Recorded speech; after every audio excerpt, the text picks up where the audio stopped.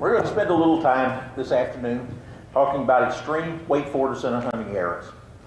What they are, what EFOC does for your arrow's performance, how it's measured, how to build them, and how to tune them.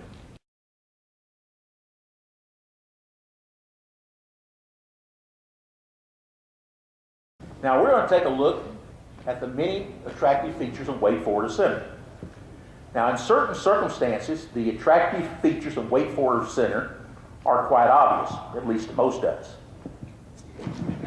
I put that in just for joke.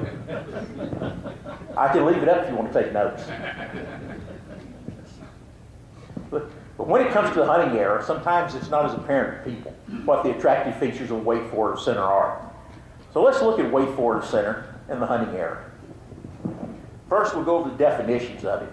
Historically, weight forward center was just divided into normal FOC, which was anything up to 12%, and high FOC, which was anything above 12%.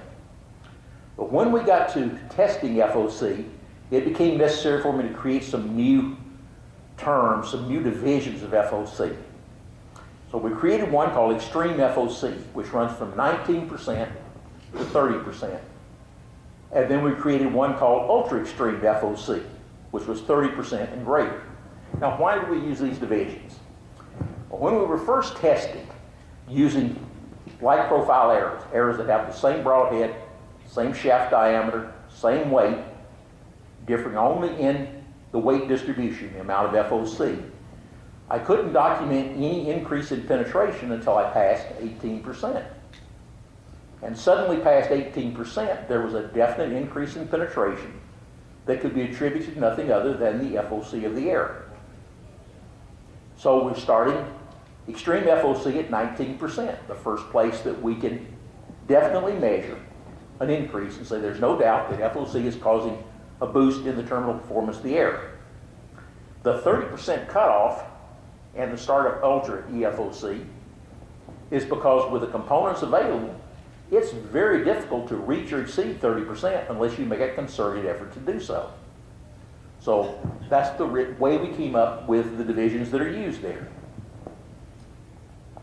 Now we'll talk for just a moment about the lever arms, because we're going to reference the lever arms quite a bit as we go through some of the presentation. The forward lever arm is just from the balance point forward, the rear lever arm, balance point back. So you can see as the FOC goes up and the balance point moves forward, the forward lever arm gets shorter, the rear lever arm gets longer.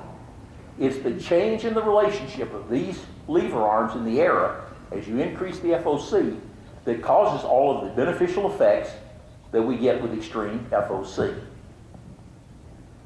Now, I'm sure I am going to forget a few things, and if you want to get a better understanding of FOC and go back over some of the stuff I just told you, one of the updates, which is called the prologue to the 2007 updates, Understanding FOC, I don't know, 5 or 6 or 7 pages long, going through all of the information as well as the formula and so forth, how FOC is measured and what it means and what it truly is. And you can find it at a number of locations on the web, and I just put 4 of them up there. But there are plenty of others. You can go out and search for it, and it'll give you a good thing to look at if you want to look over some of this. Now, EFOC offers us many advantages. Some of these will be controversial to people, but we can pretty much prove all of them with no difficulty. EFOC arrows shoot flatter than normal or high FOC arrows of the same weight. So if you take 2 arrows that are matching profiles externally, everything about them is the same except the FOC. The high FOC arrow does not nosedive as some people contend it does. It actually shoots flatter. There's faster paradox recovery from the high FOC arrows. Less oscillation in flight, or less magnitude of oscillation in flight, and the oscillation diminishes faster. Now, all of these things combine to conserve some of the energy the arrow has derived from the bow. This conserved energy is now used for better downrange performance. The EFOC arrows also require less fletching. Less fletching is going to mean that there is less air drag. That also conserves a little bit, not a great deal, but a little bit of your air force that also can be applied to better downrange performance. There's less wind drift with the EFOC arrows. When you're shooting in a high cross ran with a normal or high FOC arrow, generally you see the entire arrow drift with the wind.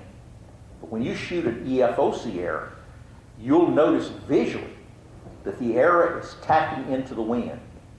And when you get at longer ranges, 20, 30, 40 yards in high crosswinds, there is a fairly substantial difference in the total amount of drift. Now, trying on foam targets, which is the best thing I could use, looking at the penetration difference with wind drift, I really couldn't tell any. That if the arrow's tacking in like that, I got on the average just as much penetration as I did when there was no wind and the arrows were not tacking. So it must swing into line relatively quickly. I didn't have a good way to measure any difference in it, but it doesn't seem to be a significant factor. That's something you could test out for yourself. But if you do hunt in open, windy conditions, it is a great advantage to not have that marked wind drift to be dealing with. Another big advantage we pick up with the EFOC arrows is much quieter flight. Now that's assuming that you have worked up and tuned fletching, and we'll talk about tuning fletching as we go through the tuning process. The fletching pattern that I think works by far the best is this, or up here. That's called the A&A fletch, and we'll discuss it in detail when we talk about building up and tuning the fletching.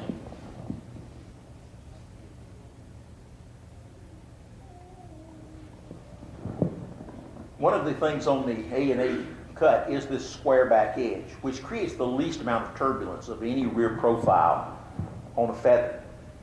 And that does help cut down on the noise, but there are a number of other factors involved in the fletching that we'll discuss that cut down the noise of the arrow in flight. But if you build up some EFOC arrows and build them up using the A&A fletching, once you've got everything tuned, replace the A&A fletching on some of the arrows with other small fletching. This is an A&A here, but put comparable length banana cuts, shield cuts, parabolic cuts, whatever you want to on there.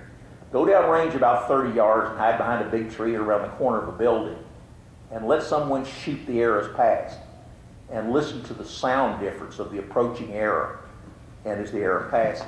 And I think you'll be amazed at the difference in the sound level between this fletching pattern and other fletching patterns. And a huge advantage that we picked up with the A&A fletch is that it's a very low profile, very short, stiff fletching. It is virtually impervious to water. You can take that fletch pattern, immerse it in a bucket of water, leave it 30 minutes, take it out, don't even shake the water off, at 40 yards with a broadhead, with this broadhead. You can put it into the same 1-inch dot as a dry fletched arrow. Water does not affect the fletching in the A&A pattern.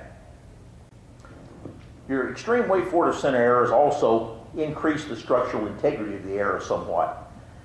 Now, part of that comes because most of the time when we're building extreme weight forward of center arrows, you're replacing aluminum inserts and or broadhead tapers, if you're using broadhead tapers, with steel or brass ones, which increases the structural integrity quite a lot. But also you pick up an increase in the structural integrity because building the extreme FOC arrows, we tend to use the very lightest shaft weight we can on the back. So when that arrow slows down and comes to a stop at the front, there's not as much weight from the rear pushing forward, which cuts down quite a lot on split shafts from direct impacts. Now we do have less flex on impact, which increases the penetration. And we'll look at some of that in a minute to show you what we're talking about. EFOC shorter lever arm, remember that, moving the balance point to the front, makes it easier to get high quality flight from your broadheads. Why?